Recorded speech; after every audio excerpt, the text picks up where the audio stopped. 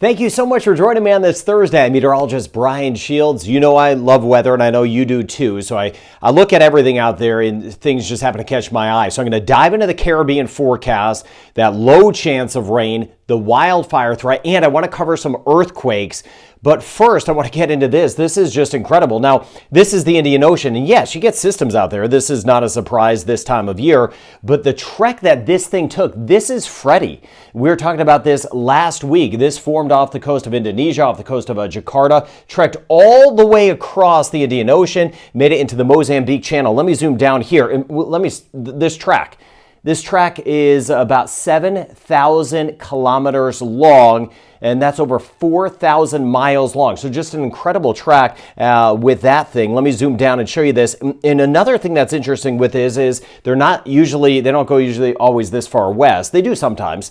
But the fact that this was so long moved into Zimbabwe, here it got some rain, but Mozambique, here South Africa, and then it kind of hung together. Did a little bit of a curl here. You see this spin here. It spins differently in the southern hemisphere and has worked its way back offshore into the Mozambique Channel. This thing is still going. Winds right now at about 30 miles per hour in it. So again, we're not seeing a strong system. Winds on Freddy about 30. So again, that's not too gusty at all. Some gusts, but nothing like it was before. It's going to bring more rain to Madagascar. So just an incredible system. How long that hung together, took a little spin, and we know across the Gulf of Mexico, Caribbean, the Atlantic Basin, that you can get some weird things. So that track was kind of crazy, and it still is. Elsewhere out here, just to the east of Australia, watching this, some of these have been impacting our friends out there. A couple systems that I've been watching out there, so watching Kevin and Judy. So I keep an eye on everything out there. Back into the Caribbean, we are quiet, and we have been too quiet, and that is a concern.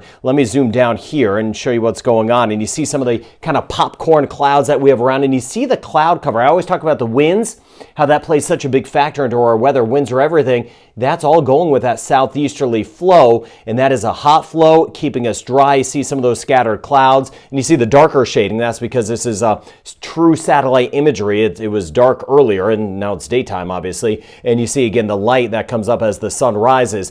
With that said, you see, again, just some scattered clouds around, more in the way of cloud cover toward Guyana and Suriname, Trinidad and Tobago as well. But that's a lot of the dust that we've had around. We've had quite a bit of dust. So keeping you posted on that. So I'm going to dive into the Caribbean forecast in a second. But first, I want to get to some of the shaking, some of the earthquakes that have been around.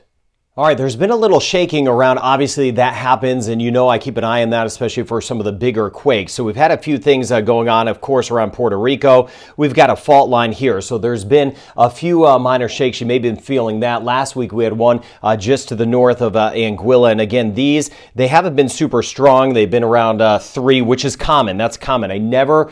if you're new to this channel, I'm not going to hype anything. That's not what this channel is about. That is just not going to happen here. Again, these are not too big. But as we work our way across the Caribbean, I do want to point out, because we have a lot of friends from Mexico, Guatemala, there's been some slightly stronger quakes, or at least a little more substantial over the last few days. This one here is 4.3. I know this is small. That's why I'm mentioning that. But offshore, and there were some comments about feeling the shaking. So off the coast of Guatemala, and again, these have been offshore.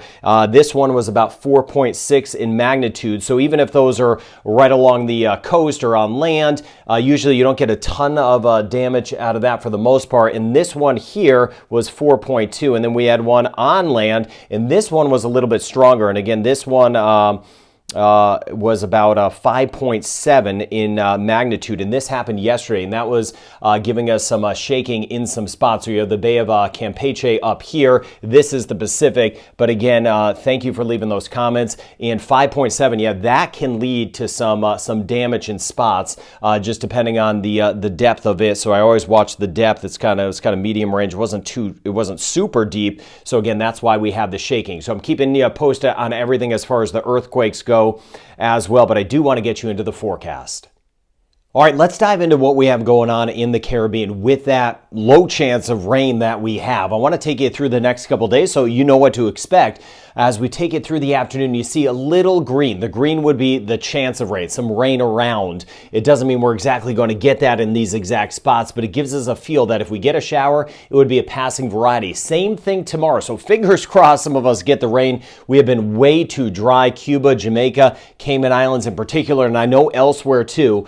We've had those water shortages. Now, as we work into our Saturday, still just a spotty shower. This is Saturday. You see Belize, Guatemala, mainly dry. We get back through Guyana and Suriname, still that higher chance of rain. And we may see a shower feeding in St. Lucia, Barbados south through St. Vincent and the Grenadines, Trinidad, Tobago. As we work our way toward Grenada, spotty shower in Anguilla, Montserrat, St. Kitts and Nevis, over toward the U.S. Virgin Islands, British Virgin Islands, and Puerto Rico, but a limited chance of rain in the forecast. So let me take you into some forecast for the rest of today. Jamaica, for example, dry. The water shortage is ongoing. We've had a few wildfires in spots. 86 degrees, 30 degrees Celsius, wind southeast at 20 miles per hour or 32 kilometers an hour. Trinidad and Tobago, about 29 degrees today. Rain chance limited, still most to the south. So the forecast we've been talking about together all week, right on track. There is that dust around. Keep me posted on that in the comments, no matter where you are, if you have some of that dust that we've been dealing with this week. As we work our way into Guatemala, partly cloudy skies, an isolated chance of a shower. Wind southeast at about 32 kilometers an hour or 20 miles per hour. So rain chance limited. Eastern Caribbean, Central Caribbean through Aruba, back through Northern Colombia, all the way into the Western Caribbean. Small chance of rain. And that's going to be the case through the weekend. Some of the dust will improve in some spots. It will shift around a little bit, and then we'll get another resurgence of dust. Wildfire threat, that is going to be growing. And I'm going to look at that ahead in some additional videos tomorrow. And then as we dive into the weekend and next week, that fire threat is getting higher. It is a concern. So I'm doing some research on that. I'll break that down further for you. Thank you for being part of this weather community. I do my best to serve you. That's why this channel is here. Have a great day ahead.